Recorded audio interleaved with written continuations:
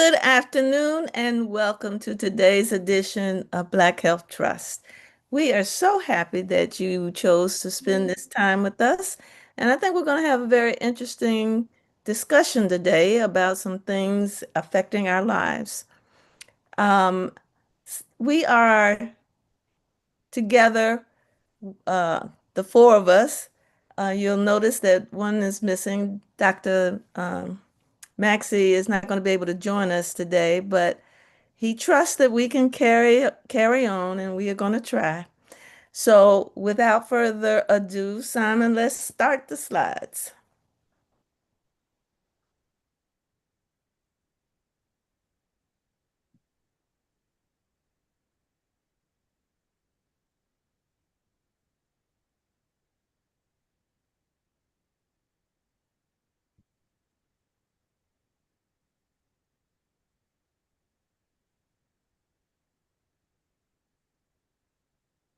Okay, is this the first one, Simon? I guess it is.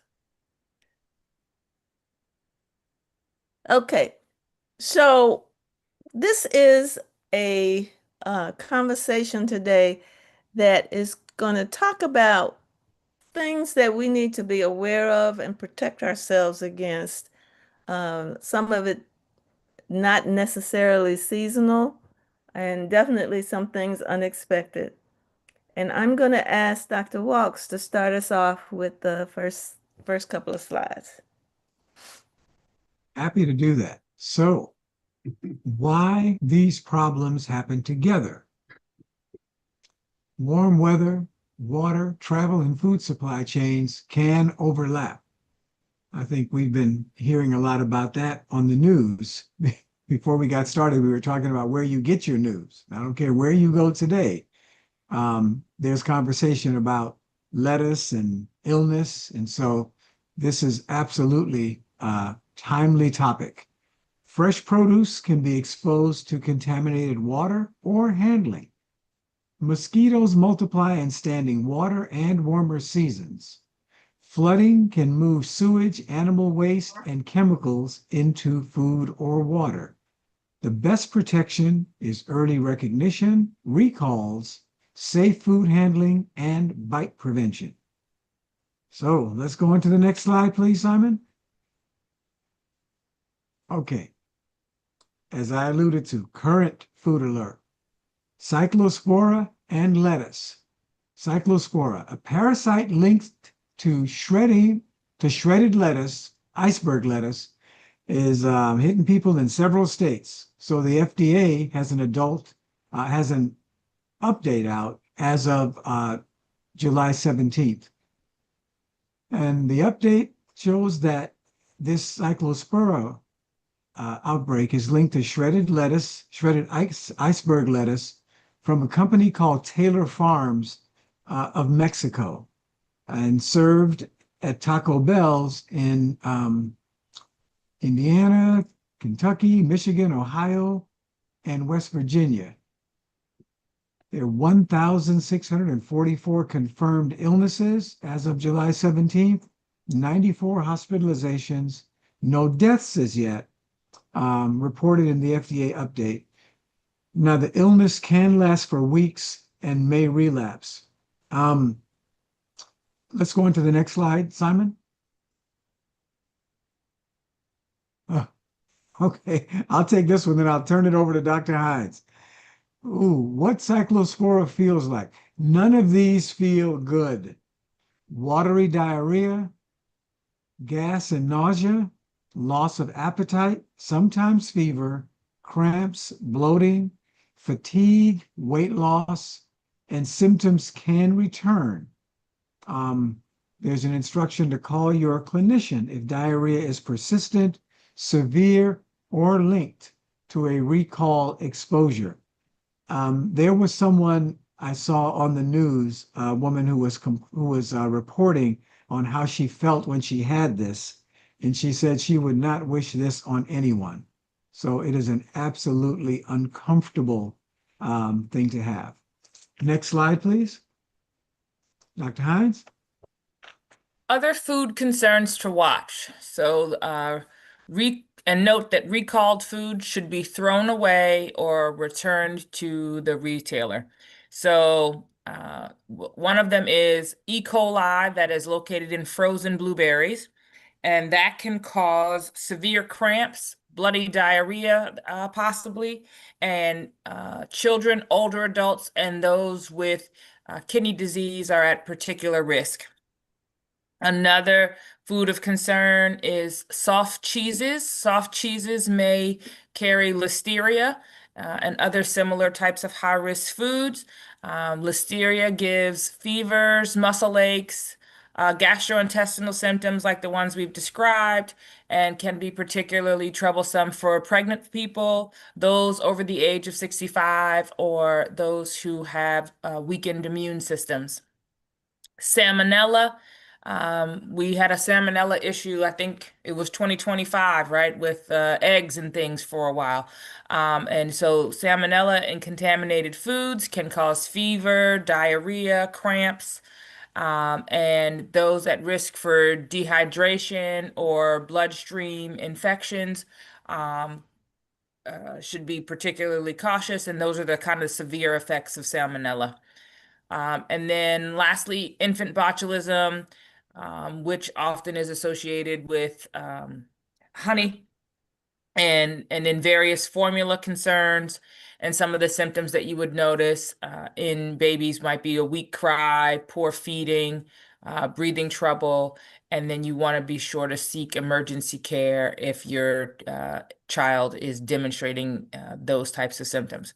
So if you have any products that may have been affected by those types of things, you want to save the product packaging or receipts so that if you become sick, um, you can, uh, if you become sick after a recall exposure, you want to save the product packaging or receipts. Dr. Lawson, can you take the next two? Okay, let's see. I don't, Simon, can you bring them up? Here we go. Food safety, simple. Oops, let me just put this. Safety, simple daily habits. These steps reduce risk, but recalls still matter. Check FDA, CDC recall notices before eating foods named in an outbreak. Wash hands, counters, cutting boards, and knives after raw foods. Keep raw meat and seafood separate from ready-to-eat foods. Surprisingly, a lot of people don't do this, but please do. Rinse produce under running water. Do not use soap or bleach on food. Some people do. Okay. Don't use soap or bleach on food, folks. Cook meats, seafood, eggs, and leftovers, and I think this is key, to safe temperatures. Sometimes folks microwave or throw stuff on food, get a little warm, this is ready. No, no, no. Cook it to safe temperatures. Okay, next one. Mosquito-borne illnesses. These include West Nile virus. Most infections are rare, mild, or silent, but severe disease can occur. California activity reported in July 17, 2026, 2 human cases in 2 counties, 205 positive dead birds, 670 positive mosquito samples statewide. Los Angeles County showed activity in mosquitoes, birds, sentinel chickens, and 1 human case. Use repellent and remove standing water weekly. Weekly. Okay. I'd say daily, but do it weekly. Okay. All right, fever after travel. You know, we all like to move around, and travel is getting easier and easier as far as the technology is concerned, anyway. But you need to be, you want to approach this in a safe way. And fever after travel, uh, caused by either dengue or chikungunya, um, are diseases that we need to be mindful of. Dengue can cause fever, severe headache, pain behind the eyes, body aches, rash, nausea, or bleeding, which can all be warning signs. And there are not a whole lot of illnesses that cause pain behind the eyes. So this one uh, should certainly raise a red flag if you start having that kind of a symptom and reach out to a clinician. Chikungunya often causes fever with intense joint pain and swelling. Until dengue is ruled out, avoid aspirin and ibuprofen unless your clinician says otherwise, and use mosquito precautions during travel and for several weeks after returning if symptoms develop. Next slide, please. Environmental and water-related risk. For those who do watch the news, there have been several scenes on the news this week showing flooding in various parts of the country. Warm coastal water can increase Vibrio bacteria in raw oysters or shellfish and in open wounds, which is why the recommendation is always made, don't go swimming if you got an open sore. Harmful algal blooms can irritate skin, lungs, and stomach, liver, or nerves. Pets can become very sick. And we on the west coast of Florida have algal blooms very frequently, if not constantly, during the summer. Flooding can move sewage, animal waste, and chemicals into wells, crops, and kitchens. PFAS and other chemicals are usually long-term exposure concerns, not sudden fever outbreaks.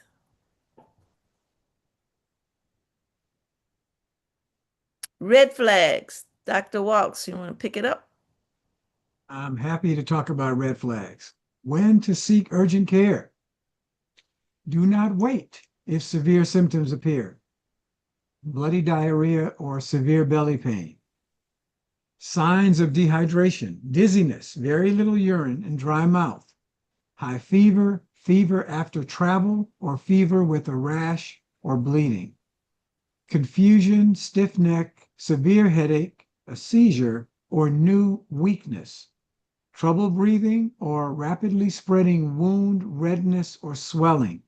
And as we talked about earlier, an infant with a weak cry, poor feeding, drooping eyelids, or breathing problems. I just want to highlight this one. Years ago, when I was in the military and working in the emergency room, a lot of young parents are in the military. And because they may be away from other family, they may delay seeking care for an infant that is feeding poorly or not doing well because they just don't know. And I've seen some very bad outcomes when infants are having just a weak cry and not eating well, and no one takes them in to see what's going on. Bad things can happen very quickly with infants. So I just wanted to emphasize, especially if you've been traveling and all the things we've been talking about, if you do have an infant that has these kinds of symptoms, make sure you get some help right away. Next slide, please, Simon. Okay, your 5-step protection plan. Use this as a family checklist. Number 1, check for recalls. We were talking just before we came on the air about whether we get our news from the television, from the newspaper, from Facebook or other social media, but find out when recalls are noted and check to see if whatever you have is in the middle of one of those recalls. Handle food safely. Cook and chill correctly. Dump standing water. I'm going to read that one again. Dump standing water. There are a number of reasons not to have standing water laying around outside of your home, call early for red flags. Best message for patients: stay informed. Do the basics well and seek help early for severe or persistent symptoms. Next slide, please, Simon. Dr. Hines. Do we have a next slide? Oh, that's it. Okay, everybody is all educated up about how to stay safe this summer. I went to the doctor for a routine checkup this week, and so many questions about, have you traveled anywhere? Have you traveled? So it's a big deal because different stuff will hit you in different places. So just because you're safe in wherever we are, you go someplace different, maybe something different's going on. I wanted to highlight something about one of the earlier slides that was talking about the incidence rate of this current outbreak in the lettuce and stuff, which relates to how everything is interrelated. And or another way of putting it could be like dominoes. So this outbreak has been going on for quite a while, actually. It's just recently starting to get a lot of lay press coverage, but this is July. I want to say I think I might have first seen something about it maybe in May. And at that time they had no idea what the source was. And what I heard in a discussion with a former CDC leader uh, who pointed out that for reasons, well-known reasons, a lot of the infrastructure at the CDC has been dismantled. And one of the hardest hit areas was the area that looks at food safety and control of outbreaks, well, control, investigation and control of outbreaks. And there's concern still, I think, although I heard today, that the Taco Bell company is dropping the use of all of the iceberg lettuce from Taylor Farms. I'm bringing this up because I don't want us to let our guard down, because it was never definitively shown that it was Taco Bell that was the source of the problem. The the cases have been reported almost all over the country. A large number were reported in 5 states, but it was actually reported in multiple states around the country. And so that was one problem that they was wrestling with. The second issue that they were wrestling with was because of recent changes that have been implemented, states were no longer required to report these kinds of infections. So actually, it's not known how many cases have really happened.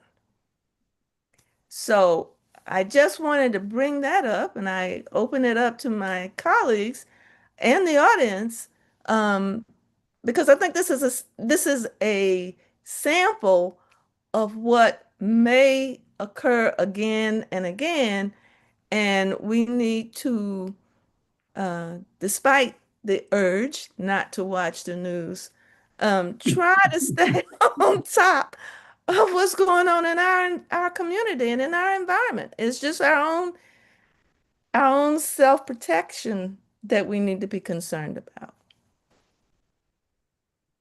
I just want to follow that up and just note that one of the things that's happened in recent years is, of course, that we have a food system in which we get goods all over the world. We don't just get stuff in our own farm or next door. We get it all over the world. And as a result, there are, I think, new concerns in terms of being able to make sure it's very easy to, quote, poison everybody nowadays because of the mass ways in which food is processed, handled, and so forth. And then I'm going to come back the other direction. As Dr. Walks is well aware of, this is the time of year where we have cookouts, church picnics, and other things. This is the discussion here is very good. But remember, a lot of times you're depending, especially when you go into social affairs, church picnics, other people being conscientious and responsible. And also have the same kind of belief system that you have in terms of food safety. I've had friends who come from places who are very tolerant to having, how shall we call it, larvae and so forth in meat. And I've had other folks who are convinced that the cooking is somehow something that is done cavalier. You don't really need to heat things, but so much because they're afraid it might destroy the taste or some other weird idea. So when you depend on other people, you have to make sure that you're cautious and concerned. I won't say go and sneak over to the other person and look in the refrigerator and see what it looks like, but I did do that too. But some of you know I used to be on the Hoarder show, and we found that people not only hoarded furniture, clothes, and so forth, they hoarded food. And found one case in which folks had hoarded food. I don't know how long it was sitting in the freezer. Maybe we couldn't figure out what species or what plant it was. Maybe it's been there decades.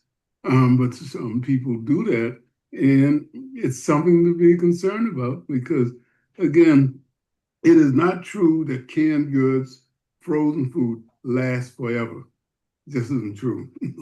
Unlike what the science fiction shows say, after 100 years, you can go out and get cans and start civilization, get and eat normal. All you have to do is get canned goods. That is not the case. So pay very attention, not only to the news, but also a basic thing. Look on the can or the ingredients at the expiration date and see if it's within your lifetime. All right. Are there any questions? Oh, Dr. Hines, you want to make a comment? Oh yeah, well, the other thing I was going to say was one, to your original comment, Dr. Neighbor Stevens, about recent changes. That was exactly what I thought, and I'm a little. I found the timing of the whole Taco Bell made their announcement before Taco Bell made their announcement about lettuce before there was even an announcement about the lettuce. About the sourcing of the lettuce issue. So that was an interesting turn of events. But the other thing I wanted to say in the context of washing our fruits and vegetables and things like that, it's almost like COVID again, right? So the same things we had with COVID, which was around, actually wash your hands and, use soap and wash your hands, effectively. The same thing is true here to a certain extent as well. Right? The issue isn't don't eat fresh produce. The issue is, and has been, you need to wash the food, your fresh produce, especially the things that, even more so the things that you're not going to peel, right? So lettuce and your grapes and those kinds of things. Because if you think about it, right, your stuff grew out in nature where animals and all the things are. And then it got put into some type of, let's assume some type of chemical bath, whatever, fine. But then it got put in a crate, in a truck, in a warehouse, on the ground, probably all these things that happened to it before it was nicely placed at your grocery store to look pretty. So, in the same way you wouldn't eat food off the grocery store floor and then just plop it in your mouth, you should assume that your produce has been on some type of trail like that before you bought it, even if it looks pretty. And then there's a lot of stuff right now about, these like produce washes and things like that. Again, I would suggest looking things up beyond just fancy advertising. Because if you notice the directions were around, you just really needed to use some water and maybe a little bit of friction depending on what fruits and vegetables and produce we're talking about. But you don't need the super fruit washes. Some of that stuff is just taking off wax. It is not killing the parasites and things that we're talking about. So before you rush out to get what's on the latest TikTok video and, all the things that are going to come off your fruit when you wash it with these things, some of that stuff, a lot of that stuff is not doing anything for the items that we just discussed. So using some of the things that should be basic hygiene practices. And some of it is really just about slowing down, right? Because slowing down, lots of us are in a rush. I am someone of that in that space too. I have to tell my kids all the time to don't eat the grapes. I haven't washed them yet, right? Because I bring them in, they're reaching hands or reaching and things like that before I even get a chance to do anything. And then the other thing is take the time to, when you wash the stuff, let it dry, because the other thing that people sometimes resist about washing the fruit is that it feels like it goes bad quicker, and some of that is the moisture that is still on your food products before you put them away. So let them dry so that then they don't start to go bad and you don't have a reason to not wash um, your fruits and vegetables. I just want to add to what Dr. Hines said. Um, there's no substitute for life experience. So once upon a time, I worked in the grocery business and I worked in the produce department. And I don't know how many other people have opened boxes of produce in the back of the grocery store and found all kinds of things in the box because, to Dr. Hines' point, the stuff grows outside in the ground for the most part, and all kinds of spiders and other kinds of things. You open that box at your own risk. So working produce in the grocery part in a supermarket will cure you of going in.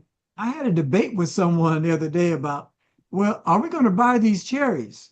Because it's cherry season here on the East Coast. And, well, you got to taste them first to know if they're sweet. I am not tasting the cherries in the grocery store. Somebody else will do that. But I'm going to buy the bag. I'm going to take them home. I'm going to wash them, let them dry, like Dr. Hines said. And then I'm going to find out, oh man, I bought some bad cherries. But I will not be tasting food in the grocery store. It's just not something I can do because I've worked in the back. I've worked in the produce department. You go back there one day, you will not be tasting food in the produce department. And I think something else that we sometimes skip a beat on is that when things are nicely packaged, it doesn't mean that they were packaged well. So you say, well, I'm not going to buy the iceberg lettuce that's sitting out, that they just sprayed some water on. It looks really nice. I'm going to buy the stuff in the package. Um, it, you are really trusting people you don't know, that you've never met, to have washed their hands after they've gone to the bathroom and they've come back and they've packaged stuff for you. And I don't know those people. And I just think that, as Dr. Hines said, we can get in a rush if we've got young people around, kids, grandkids, whoever, that are trying to get into the stuff that we bring home. Tell them to take a minute. Take a minute. So I want to take this to another level because I've been kind of monitoring this for the last month. So it seems to me, and I go to test this, I've been going to different chains, not just one chain. The quality, this is a very anecdotal statement, not a scientific study, just an observation. But it seems to me the quality of produce over the last month has gone down, as well as the variety that's available. Now, this is the middle of the summer, and a lot of areas have had droughts. And there were even droughts in the spring when a lot of produce is in this formative stage. I mean, I'm sure there are a lot of explanations for this, but the point that I'm trying to make is just because you in Joe Blow's grocery store that's supposed to be, you know, a really good grocery store, does not remove your responsibility to observe and make as informed a decision as you can regarding whether or not you're going to purchase a certain item. Something in particular that I've been tracking because it's a preference of mine is fresh peaches. I love fresh peaches. And I look forward to fresh peaches in the summer. And I know that I got my early summer peaches and I got my late summer peaches, which is my preference because those are typically the freestones. The last week or so, it's hard to find a peach. Hmm.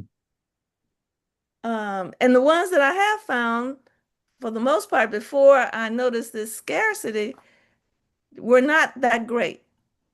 So, what is my point?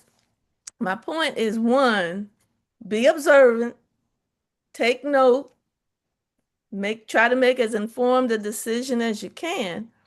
And my children tease me all the time because even during COVID, I would not use Instacart. And I told them I would not use Instacart because I wanted to choose my food. I did not want to leave that responsibility up to somebody else. And I still hold to that. As long as I'm able, I will be going to the store, Lord willing, and choosing the items that I get. Well, you for the city folks, I grew up on a farm and all this talk about the stores and so forth. I've looked at the origin of some of this stuff. And believe me, there's a lot of things that happen between when the plant grows up in the ground and when it goes to where you are. So things like voiding Instacart and so forth. There's a lot of stuff that's already happened. And unless you know that chain, very bad things can happen. I eat a lot of sushi, so I go back and really do deep checking in terms of some of these restaurants. I've also I think Dr. Walks, I think you remember the case, a patient who presented I think to a psychiatrist with bad headache, with head problems, found out that he had trichinosis of the brain. How did he get it? It's very simple. As Dr. Hines noted, he was in a hurry, and when he had meat, threw it in the microwave and took off. And thought that was all that was necessary. So the point is that there are a lot of components, a lot of sections in this that we need to be careful, observant, I hate to use the word common sense, I'll just say years of experience in terms of what's helped us to survive to do, and try to pass it cross generationally. I learned very early about how to making sure that when you get food out the garden and so forth, check with that. I didn't have to go out and take a course in it or learn that you need to wash some of those pollutants off and some of the chemicals that they put on it. I saw them put it on it, so I knew what I was getting. So the message is we have a complex food chain system, and there's many places things can mess up. Just because something looks good doesn't mean that it is good. So I think Dr. Hines, you had something? No, I was just going to say around the quality of the produce. So, one of the things that I think we're just now getting the tip of the iceberg on is with some of the dynamics in the world, access to fertilizer across the world is a real issue. And I think that as the months go on, because again, I've been away, so I had to start fresh at the grocery store yesterday because basically I came back to things in a can like pickles and condiments was the only things in my refrigerator, so we had to get everything. And going to the grocery store, to your point, I was surprised at how many things in the produce section were missing, like completely out. But I think we're gonna see more of that as time goes by because we're without fertilizer. And again, this is across the globe. And to Dr. Lawson's point, we're getting our food from so many different sources around the world. We're going to have to be vigilant and diligent about what we're choosing at the grocery stores, because to your point, we may see some new things, right? A mango is not a mango. Come to find out, there are multiple different types of mangoes, and you might find out that the ones that you're used to, those aren't the ones that you're seeing at the grocery store. You might see the green ones instead of the yellow ones, or they're slightly small. Like those things, that we should expect to see those things happening. So let me flex my supermarket skills again and say that I worked for a supermarket chain in Southern California that had multiple stores in different areas, different neighborhoods, and particularly with produce, less so, but also significantly with meat. Depends on where you buy. Depends on what zip code you're shopping in. Years ago, I worked at a store in Pacific Palisades, and there's very different stuff on the shelves in the store in the Palisades because, Diana Ross would come in, Ryan O'Neal would come in. They wanted their stuff a certain way. I went to the same grocery store chain over on San Fernando Road or in different parts of LA. That stuff wasn't there. And no, a mango is not a mango, and a head of lettuce is not a head of lettuce. And so I say that because maybe as we are able, Dr. Neighbor Stevens is very accurate when she says, God willing, I'll go choose my own peaches. I think, God willing, many of us can go to one neighborhood or another neighborhood to shop for things. And when we go, we oftentimes will find a very different quality of food. And it is disheartening to know that depending on the community, you can get a lower quality item and have to pay more for it than in another neighborhood where you may get a higher quality item and be able to pay less for it. And there are a gazillion different reasons that they will give you, from security and theft to availability and everything else. But I think let the buyer beware and let us be aware. And then the last point on this I want to make is that sometimes we can get out of the whatever it is, the major grocery store, supermarket chains, and go to some other international food chains and find some different things that may be less chemically treated, but you want to be extra careful about how those things are being or have been handled and how you handle them yourself. So the variety of opportunity for us to feed ourselves and literally poison ourselves really means that we have to be careful. So conversations like this, discussions like this, and I noticed Dr. Lawson's being very quiet today about the friends of his he talked about earlier that like to eat raw meat. You talked about that in a previous program. Hopefully you're not having lunch with them all the time.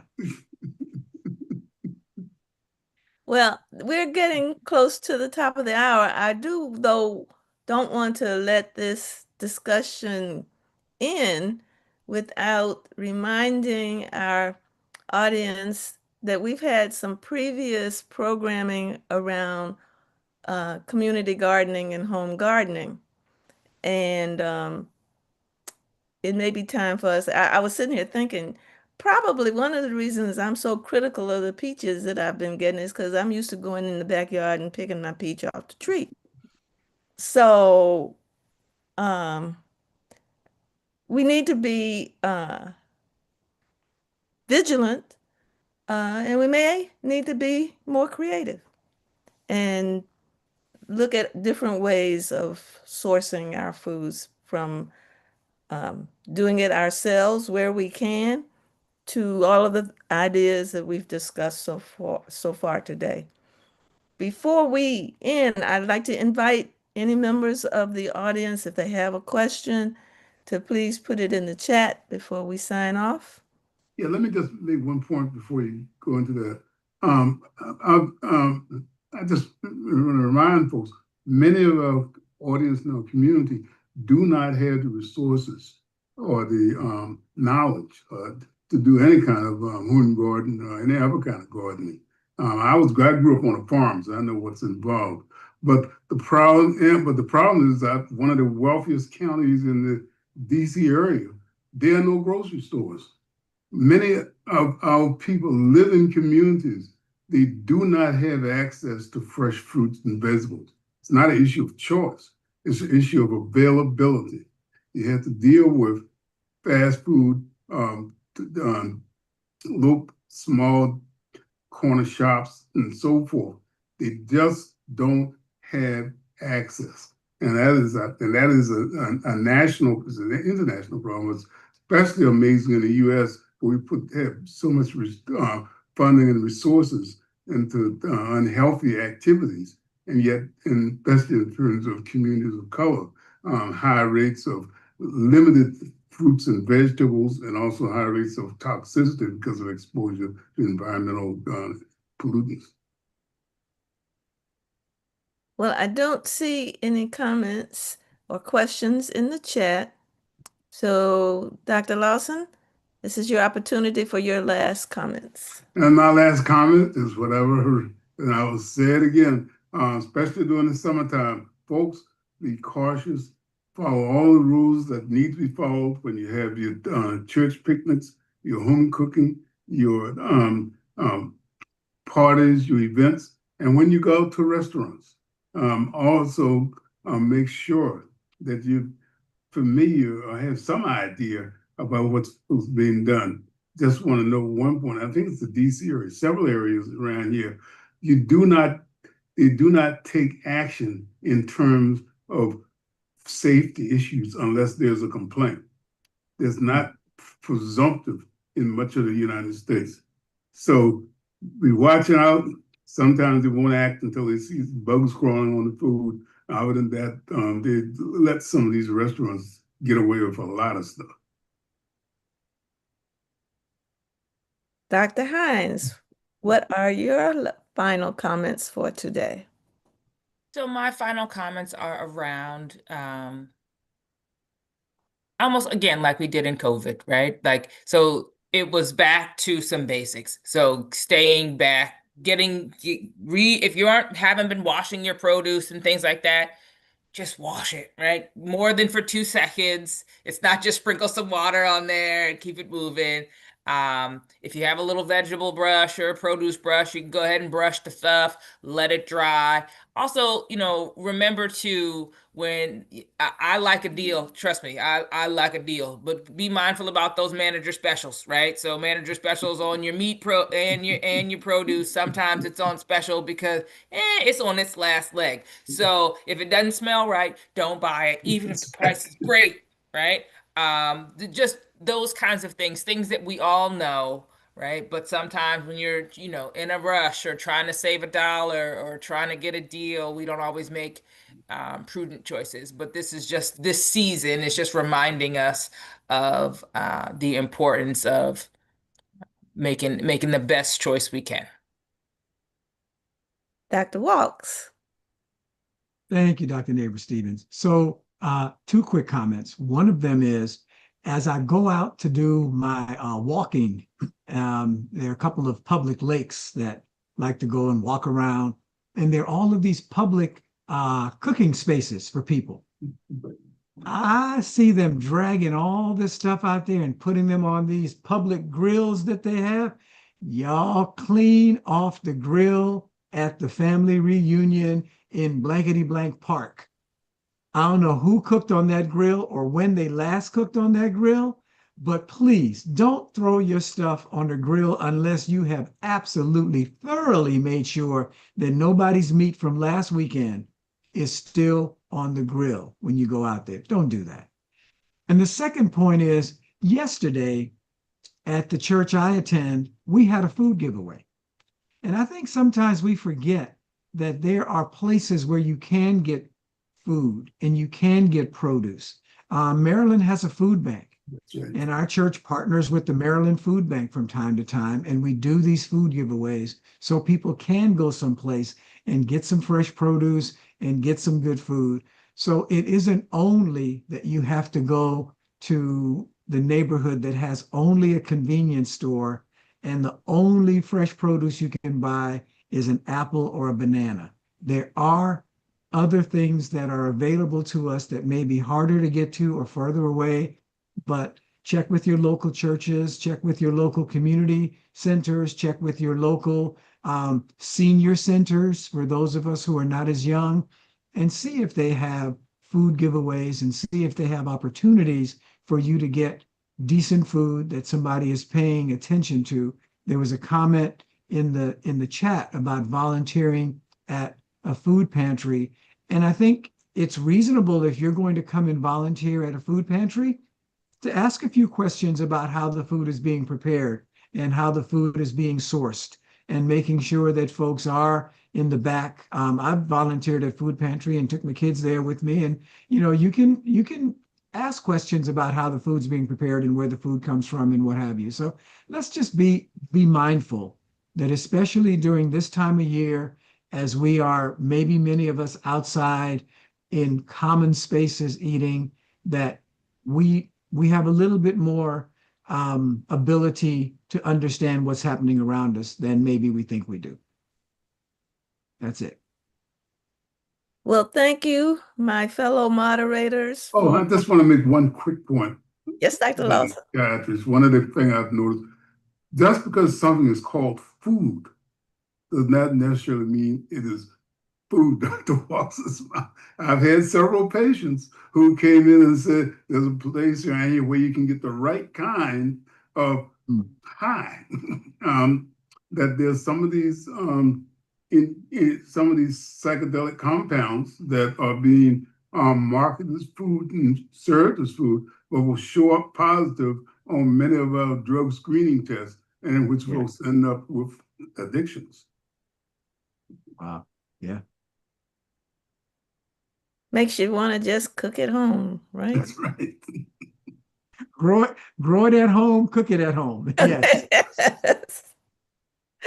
Well, as I started to say, I want to thank my fellow moderators for joining in and giving this presentation today. I think I've learned stuff. I hope others have learned new information. And we hope that you will take these little nuggets to heart and continue to have a safe summer. And without that, I will say goodbye. Good day, everyone. Thank you.